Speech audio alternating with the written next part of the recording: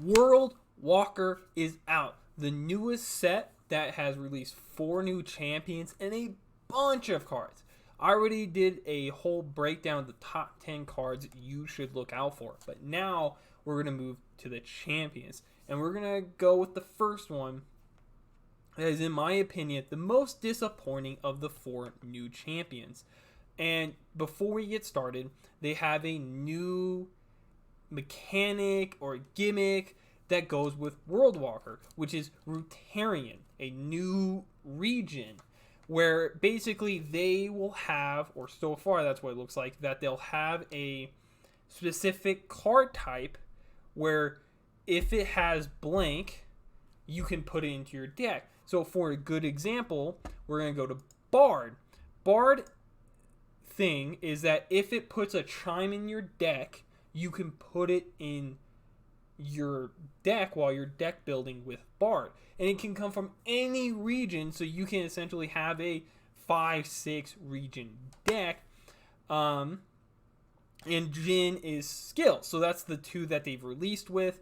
I personally don't like chimes. I feel like because they're saying like, oh, if it can plant chimes in your deck, you can put it in your deck. But the reason why I don't like it on release, it's because, well, all the cards that do that just got released. So there's not a whole lot of flexibility there. It's a lot of, well, here are the 10 cards you can use. If you don't like it, that sucks. So that's my thoughts on that. But let's talk about Bard specifically. He's a 4-mana 2/5, where if he attacks, he can plant 3 chimes on random cards in your deck. And when you increase the total stats of all allies in play or hand by 20 or more, you then flip him or level him up to a 3/6 that can then plant 6. And whenever you activate a chime, you grant +1/+1 to a random ally in play. So this is a very supportive, maybe barrier producing style of deck that will probably use him. And because he has to attack and you're going to kind of want to protect him, I'm definitely feeling like Lulu is the best option to go for right now. But that's just my first impression. I believe Ionia could be really strong, just giving him elusive. I believe Piltover Zon can do a similar effect as well. So there's some things you can do. I just think it's super underwhelming. I think you're going to put a lot of time, energy, and mana into Bard during a game, and it's just not going to pay off. But that is my opinion. Moving on to Jin, which is probably one of the best, top 2 for sure, setting the bar super high. Now, as I mentioned before, he has freaking 5 million abilities. But if Jin is in your deck, every 3 fast or slow or spells or skills you play while you're beholding Jin, you may play a Lotus. That's one of the other cards. That's not really important. We're not going to talk about that. But you may put any faller that has a skill into your deck while you're deck building. And that is hugely inclusive and actually very impactful, unlike Bard. There's a lot of champions, and you could potentially put one from every region into your deck to go with Jin. So I think this is where their idea really shines. The only problem is I have no idea where they're going to go with this afterwards, because the only thing you can really do after this is burst, fast, slow, like overwhelm, right? They're kind of running out of options there, and I don't know what kind of champions would use those. However, skill was super cool, and he uses it very effectively. Here's the Lotus Trap, just so you guys know that it's deal 1 to the enemy's Nexus if Jin isn't placed on the weakest enemy. Yeah, it's pretty good, if I have to say. Every 3, and I believe it keeps counting down, right? Yeah, it's every 3, but you have to have Jin in your hand. That's the only downside. But, moving on. Every time he attacks, you deal 2 to all stun enemies. and I've been thinking about this. He's also a 4-mana 4/4. Do you pair this up with Yasuo? And I think the answer is no. I think Jhin and Yasuo are not going to be a good combination because they both rely on stun. They're both 4 mana. So there's some conflict of interest there where, yeah, you want them both out, but you want to protect them, and then you also want to stun and do stuff. And I feel like it's best that right now, with what kind of stun cards they have, they probably shouldn't interact very well. But once you've played 12 fast, slow spells or skills, you then flip him. They have it in twice. You get a Jhin who gains quick attack. His stats don't change, which I think is very interesting because I feel like they know how overpowered Jhin is. And I think the biggest nerf is that he's going to do probably 1 to 3 damage. I think 2 and 4 is a little too strong, and I think they're going to nerf him a little bit just because of crazy his ability is. And then every time he attacks, he deals 4 to all enemies and the Nexus that are stunned. So that is crazy good. Jhin is definitely one of the best champions coming out of this set. Moving on to Alawi, which in my opinion takes a proud 3rd place, getting beat out by Jhin and Annie. We have her right here. Attack spawn 1, which means you either get a 1/1 technical or you give the one you already have +1/+1. And then she gains power equal to the strongest one.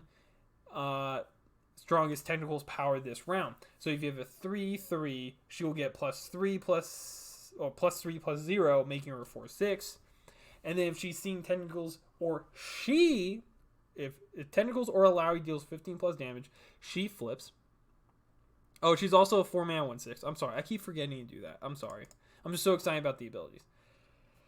She gets Overwhelm, has a 2/7, and whenever she spawns, increases the value by 1.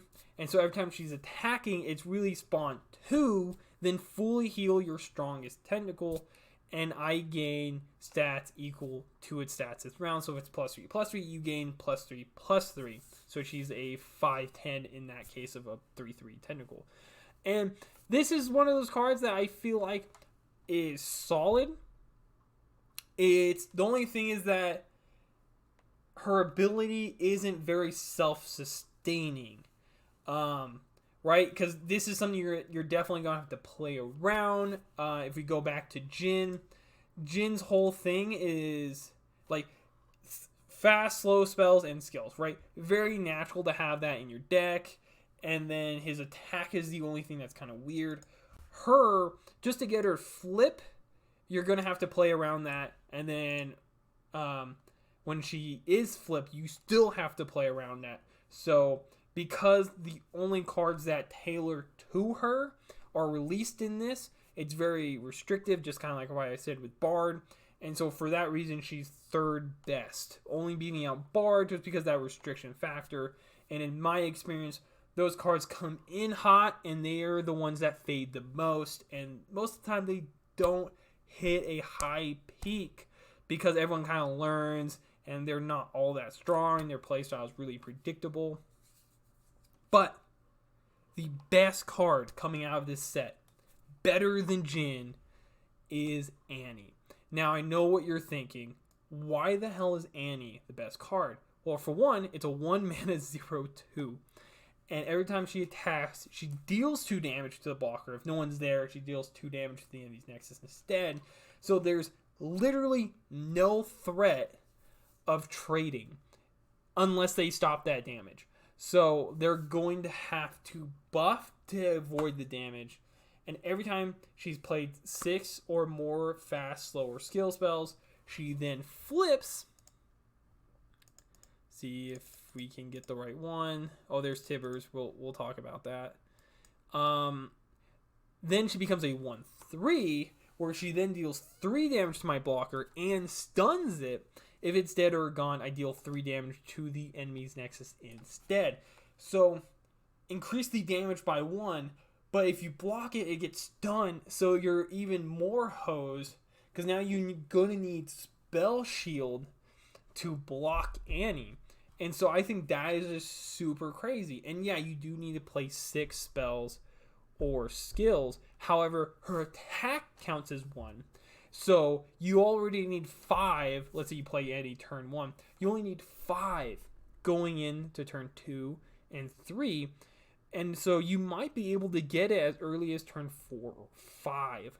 But I'm sure you might be able to do some shenanigans with some very low cost spells. And I think pairing her up with Jin is what they were intending for.